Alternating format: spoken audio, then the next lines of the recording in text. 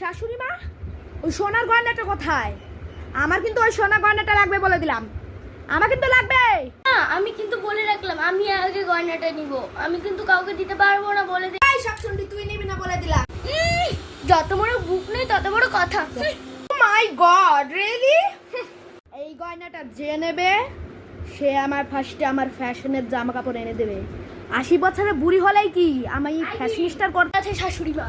ঠিক আছে শাশুড়ি মা, একটা কাজ করি, আজকে রাত্রেবেলা আমি শাশুড়ি মার শোকেসে যাব, চুরি করবো। আমি গয়নাটা চুরি করব। যাই, চুরি করে আসি। যাই এই তো গয়নাটা বন্ধ করো। গয়না চুরি করা।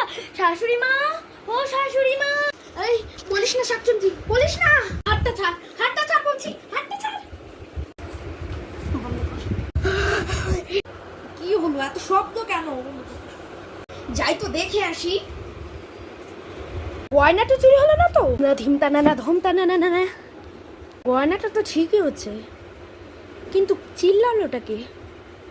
মনে হয় আমার ভরম হবে। ভোরের সময়, ভোর তো হয়েই এলো। কয়টা বাজে? 4:30 বাজে। ঠিকই আছে, আর একটু গিয়ে ঘুমিয়ে পড়ি। বাবা, পিঠটা আবার ভেঙে দিল। প্লিজ বলিস না, আমি তোকে 10,000 টাকা দেবো। প্লিজ বলিস না। ঠিক আছে, ছেড়ে দিলাম।